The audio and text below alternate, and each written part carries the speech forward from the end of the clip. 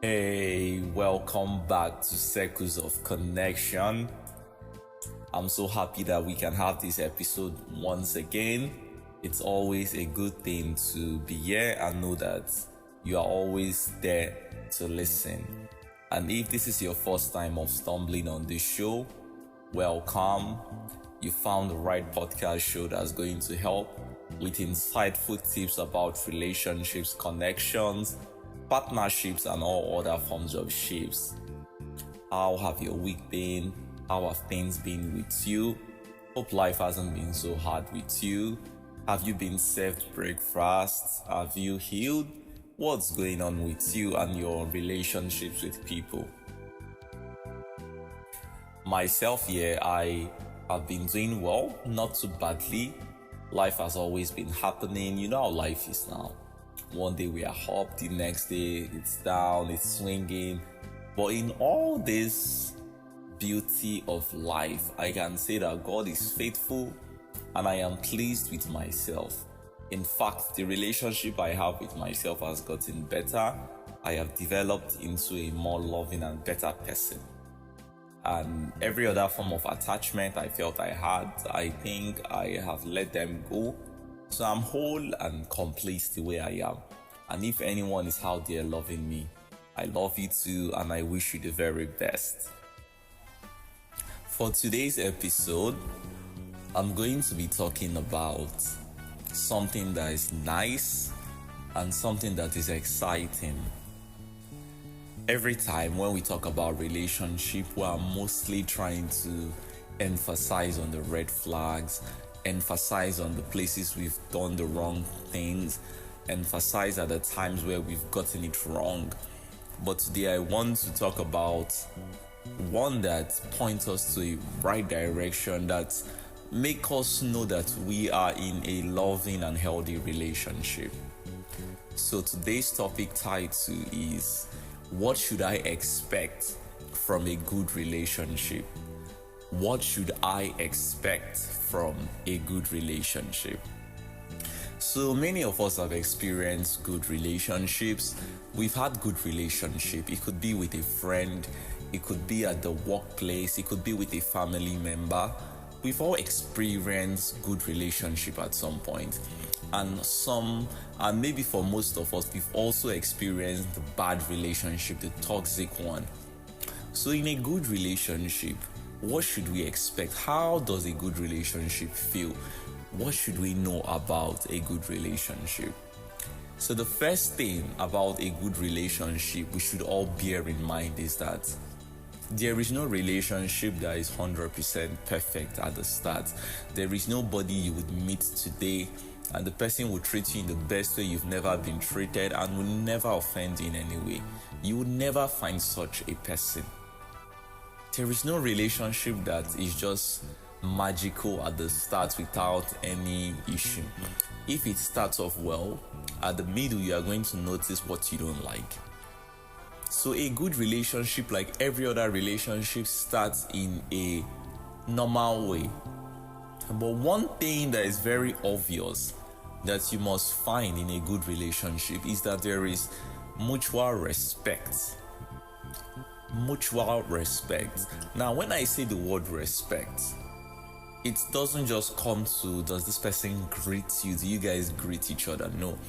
Respect comes about respecting the personality, individuality, respecting the person as the person is. For most of us, we respect people like our boss, the person ahead of us in school or somewhere. We respect people that we obviously can see are ahead of us. Our pastors, our men of God, we always place them above us. But it's hard for us to respect people that we consider our mates, our equals. Some of us don't even respect our friends like that. And the day they begin to demand respect from that friendship, the friendship would somebody will say that, this one is already forming for me. So mutual respect is something that it looks like normal thing, but it's something that in a good relationship, each party involved always have it. We've heard about these things: see finish, familiarity. Where there is mutual respect, see finish cannot happen. Familiarity cannot happen. Because even though you know this babe, she likes you, you guys have a good rapport, you guys always talk, you will never for one day try to insult her. Because you can see that this person has value. The way she lives her life is worthy of your respect. People that know you also respect her. So you're always going to give her this respect. So you can't just randomly insult her. You can't try to lay your hands on her. You can't do all these things because you are respecting this person.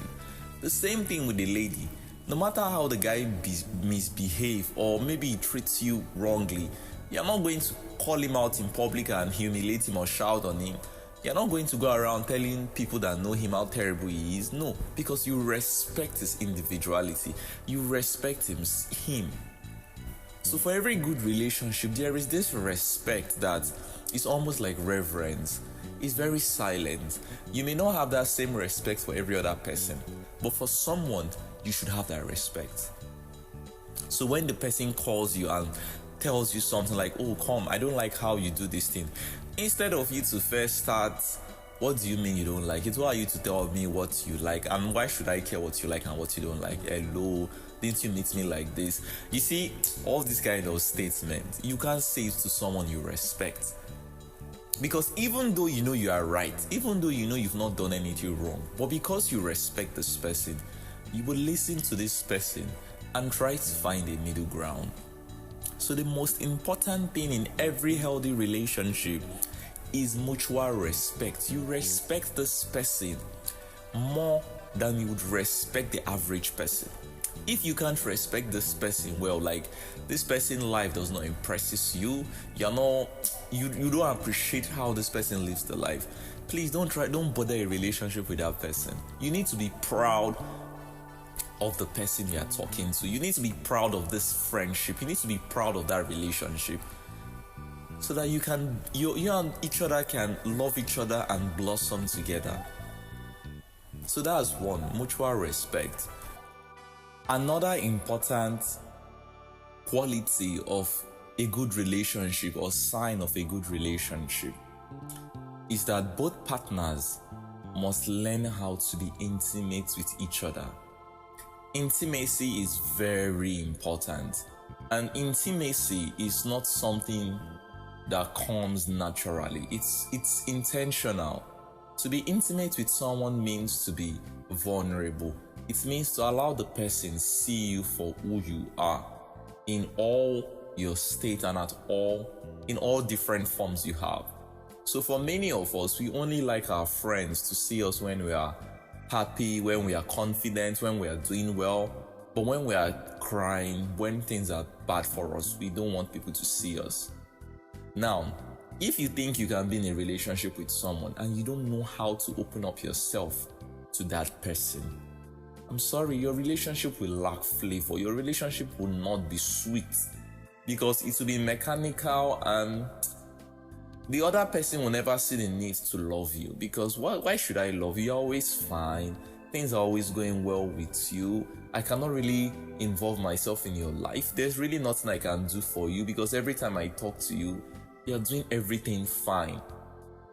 So that person has no opportunity to love you more and to show you how they feel about you. It's just like a little child. We all love little children because little children always reveal to us that they want to be loved, they need care, hold me, carry me. So we find it easy to love children. But adult always comes off as, I'm fine, I got everything under control, I'm not a baby. So we always hold back our love for adult. But when you met someone you like, or you want to develop things with someone you like, you see that thing called intimacy, you both need to bring it out. It's very difficult because it takes a level of courage to do it. We all have shame. it's easy to feel ashamed for telling someone, oh, you're struggling with something. But that's why you need to know the person. If the person is a good person and you trust that this person is a good person, you can take all those risks and observe. Tell the person, oh, I'm having a bad day, I'm not so okay. Just don't ask the person for anything. Just watch what the person will do with that information.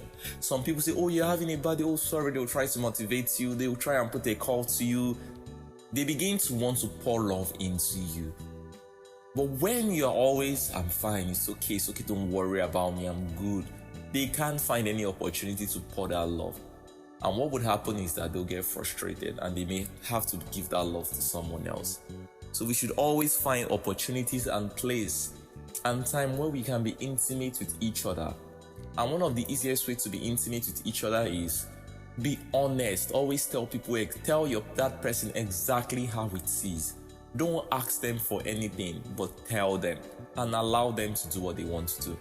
If you tell them and they don't do anything, it means they are not that romantic, or they don't love that way, or maybe they can't even love you the way you want to be loved, and you would know. But if you don't tell them, you may never know what is in their mind. So learn to be intimate. Now, the last one I will give for this episode, I'm sure we found the first two useful. The last one is communication. Communication. Now, communication goes beyond talking. Communication goes beyond telling people what you want. Communication involves honesty. If you have to lie or you can't say the truth, no matter what you are saying, you are not communicating. So take, for example, I'm not happy with the way this person treated me. But when we talk the next day, I don't mention that part. I'm not actually communicating to the person, I'm holding back. So me and the person are not on the same page. The person may be in a loving stage with me while I am still resenting the person. So we can no longer meet and connect. Communication involves honesty. If you cannot open your mouth and say, oh, I want us to do this and you are not communicating. If all you do is good morning, how are you? Have you eaten? Okay, bye-bye. You are not communicating.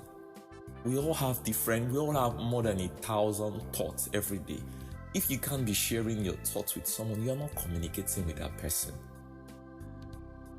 So one of the indicators that your relationship is going to go very well is that you realize you can easily communicate. You can talk about almost anything because you've trusted this person to know that no matter what you say, this person will not react negatively.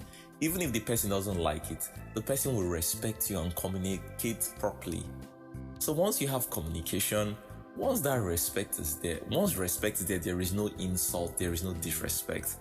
Once communication is there, there is no you're forgetting me, I'm missing you, you're always together. And once intimacy is there, the love flows.